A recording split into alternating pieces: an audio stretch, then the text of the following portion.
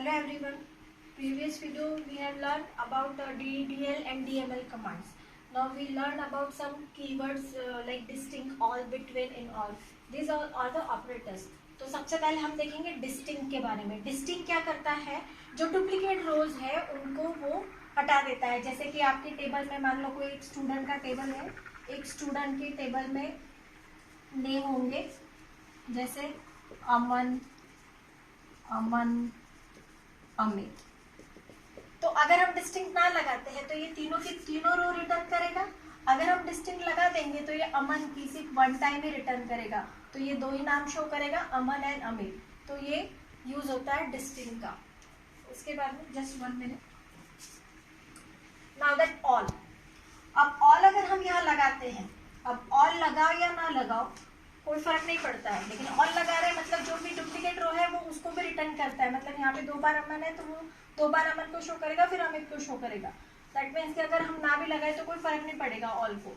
उसके बाद में बिटवीन है. तो बिटवीन का यूज कैसे होता है, हम वेयर क्लॉज के साथ में बिटवीन को यूज करते हैं. लाइक हमें सिलेक्ट स्टार फ्रॉम स्टूडेंट और हमें उन्हीं स्टूडेंट के नंबर चाहिए जिनके 60 to 80 के बीच होंगे. तो हम क्या करेंगे, where clause. Where marks, marks कोई फील्ड होगी आपके स्टूडेंट टेबल में, वेयर मार्क्स बिटवीन 60 एंड 80. इस तरीके से आप क्वेरी लिखेंगे. तो इसमें 60 to 80 वाले जितने भी स्टूडेंट्स हैं वो आपको शो करेगा. अगर नॉट बिटवीन लगाते हम तो where marks not between. That means कि इन रेंज के बीच के छोड़ के वो सभी आपको शो करेगा. उसके बाद में इन ऑपरेटर. इन ऑपरेटर को यूज करने के लिए जैसे वेयर, जैसे हमने बोला कि where city in Kosi, Singapore में होना चाहिए, वैटिकन है, और मथुरा. मतलब ये क्या करेगा, सिर्फ उन्हीं स्टूडेंट के नाम शो करेगा या उन्हीं स्टूडेंट का डेटा आपको शो करेगा जो कोसी और मथुरा से बिलोंग करते हैं या जिनकी सिटी कोसी है, मथुरा है. इसके अलावा सिटी नॉट इन, अगर हम यहाँ नॉट लगा दें तो इनको छोड़ के बाकी का सारा डेटा वो शो करेगा आपके सामने. उसके बाद में लाइक ऑपरेटर है. तो लाइक ऑपरेटर आप कैसे यूज करेंगे, जैसे हमको कोई नेम डिस्प्ले करना है, वेयर नेम. अब कोई स्टूडेंट के नाम है name like a percent symbol. हमने लास्ट ईयर पढ़ा था, इसमें 2 सिंबल यूज किए जाते हैं, परसेंट और अंडरस्कोर कैरेक्टर. तो परसेंट मतलब क्या, नंबर ऑफ कितने भी कैरेक्टर होंगे, और अंडरस्कोर मतलब एग्जैक्ट मैचिंग कैरेक्टर होंगे. अब जैसे यहाँ पे हमारे पास में नेम में लिस्टिंग होंगी Aman, Amit, Abhay. So this will display all the name, क्योंकि ए से स्टार्ट हो रहा है. लेकिन अगर मैं यहाँ पर परसेंट एन लिखूं, दैट मीन्स ये कौन सा नाम डिस्प्ले करेगा, ओनली अमन ही करेगा, क्योंकि जो स्ट्रिंग एन से स्टॉप हो रही है और इसके आगे कितने भी कैरेक्टर है तो वो वही वाली स्ट्रिंग को डिस्प्ले करेगा. उसके बाद में अगर मैं यहाँ पर इस प्लेस होल्डर को लाइक ये ए, अब ये कौन सी स्ट्रिंग डिस्प्ले करेगा, ओनली दिस वन, है ना. तो एग्जैक्ट मैच कर रहा है, इसमें नंबर ऑफ कैरेक्टर मैच कर रहा है कि इसके बीच में ए और टी के बीच में बस 2 ही कैरेक्टर मैच हो रहे हैं.